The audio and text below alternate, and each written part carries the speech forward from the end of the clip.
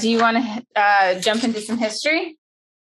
Sure. I mean, Yeah, it's not really history. I just kind of picked somebody that is, I guess I would say, a prominent person in the improv world. There are many, obviously, but again, a biased pick because both Lisa and I have taken a workshop from this person, and it also, again, going back to the idea of grounded. So I wanted to talk a little bit about David Razowski, and so I'll just start by giving a little background on him, and then I'll just say a quote that he says about what he thinks makes great improv. So he was the former artistic director of Second City in Los Angeles. And he performed with people like Steve Carell, Stephen Colbert, Amy Sedaris, and Rachel Dratch. Those were his contemporaries. So he has his own unique style. And if you ever get people out there, if you ever get a chance to take a workshop from him, you may not love what he does. You may love it, but I think it's an amazing exercise to take one of his workshops. It will definitely, I don't know, to me, it really influenced my craft and made me think about improv in a different way. Does it mean I do the Razowski method all the time? No. But it was very interesting and intense to go through. So this is what he says, and this is taken straight from his website about the type of style he does. I've developed a simple approach to improvising. Your present awareness is the only thing you need to create compelling, smart, truthful, and surprising scenes. We've talked about all of this already. Period. No games. Controversy. No games, no preconceived premises, no ideas, no ego. All that matters is now. The actor's level of improvisation experience doesn't matter, for all you'll need to bring to my workshop is your present presence. All you'll leave with is your joy and excitement and confidence. And after all, what more do you need? Love that. Yeah. So, discuss.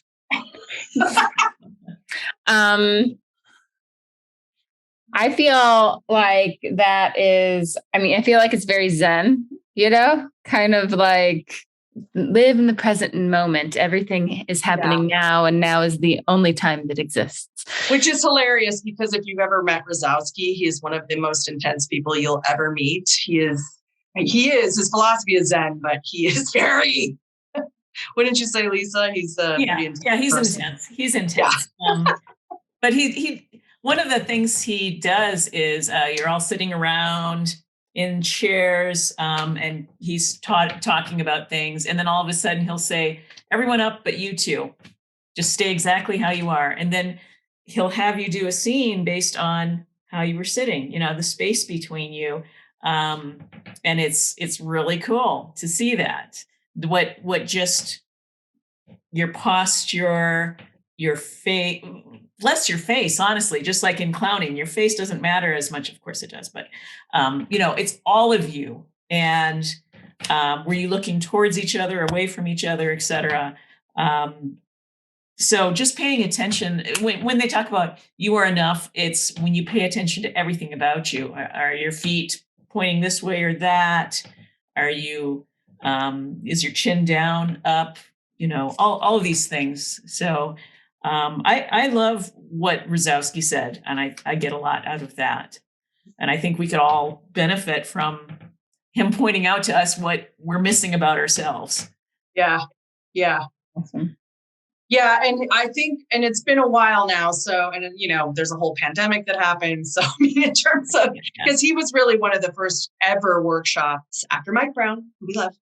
But the really first intensive improv workshop I took. And so I was just like totally blown away afterwards. But I do remember too, he talked a lot about, definitely that presence of mind, and also being super aware of the building of the scene, and this idea that I just remember the balloon, right? He talked about the balloon a lot, where it's like the balloon gets bigger and bigger, and really noticing that happening in the scene until you're getting to a pop. So that idea of, and this is something that I'm getting better at, but especially at that point was not very good, where it's like, I would just want to come out with the thing, or, I would start with too high.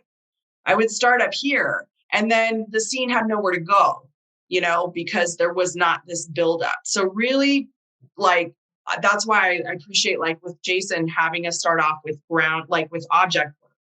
Just start off with something small for grounded scenes, and let it just let it do its thing. Instead of, I always feel like I try to rush the scene, or oh God, nobody's talking, like I gotta fill it in, or, I gotta say something. And that I've really appreciated, kind of just really thinking about slowing it down. He would have us do the sisters. Do you remember that? If I recall correctly, it was you say your line, I say my line, you say your line, I say my line. It's the same line, back and forth, back and forth, back and forth, until we see a kinesthetic change. Maybe he'd look at us intently to see, something changed in your body ever so slightly. We would not be aware of it probably, but sometimes the audience would. And then he'd say, there it is. Now chase it down wholly and fully, or something like that. And like turn to your partner now. Before you could not move. You were just saying these words. And now tell him. And he'd be like, what is it that you're going to tell him? Because now it's come to that balloon you're talking about. It's going to pop because the tension has risen, and tell them. So what was really weird that just happened right now, that you were just talking about the tension, is like your mic or your audio just did this really weird thing, like almost like an explosion of audio. I just thought it was funny because you're just talking about this metaphor of, or whatever. It was like right on cue. I was like, whoa. Razowski, is that you? You in Vegas?